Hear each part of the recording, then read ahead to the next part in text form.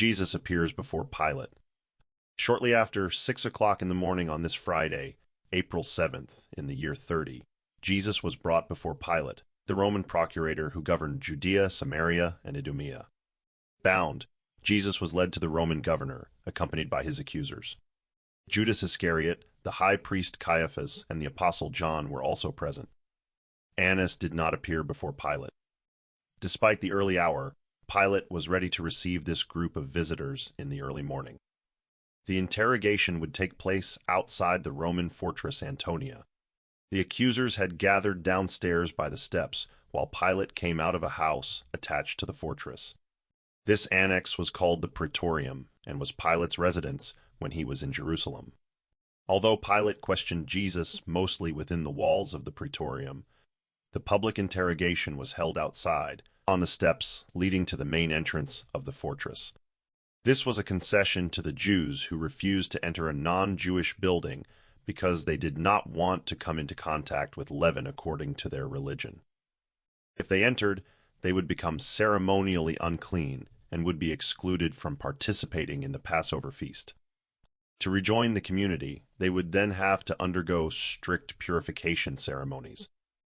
When the accusers, who had come to have the death sentence confirmed, had gathered downstairs at the entrance of the Roman fortress, Jesus was led up the steps and confined in the praetorium, where he was silently observed by Pilate.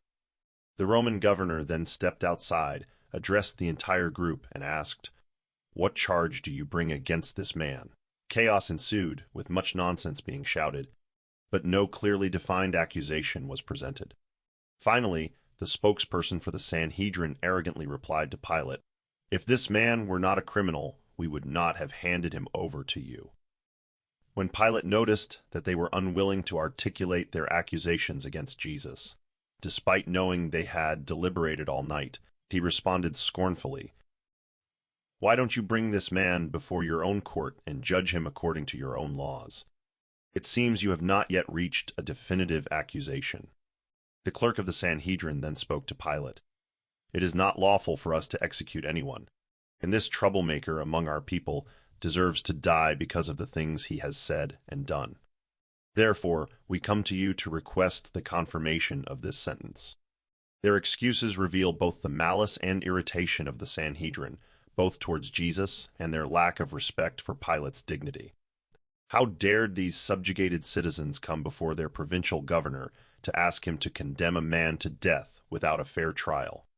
By now, Pilate knew something about Jesus, and he suspected that the accusations against him might be related to violations of Jewish spiritual laws. Therefore, he tried to refer the case back to their own court. He would have liked to postpone this hearing, but he saw that the Jewish leaders were determined to press the case now. And since the city was overcrowded with pilgrims because of the Passover feast, he wanted to prevent unrest. Pilate, who was very sensitive to the brazen way these Jews approached him, was not willing to grant their demand to condemn Jesus to death without a trial.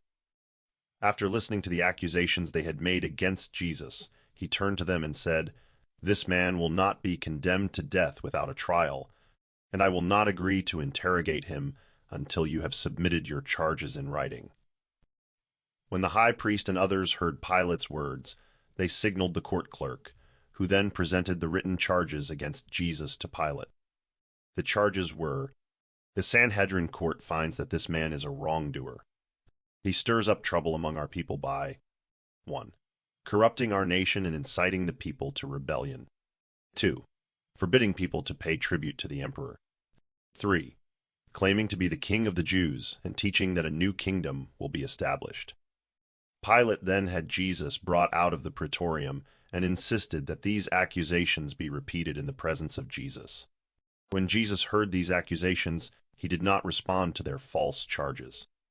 Even when Pilate ordered him to answer his accusers, he remained silent. Pilate was so astonished by the unfairness of the entire situation, and also impressed by Jesus' silence and dignified demeanor, that he decided to bring the prisoner inside the building, to question him privately.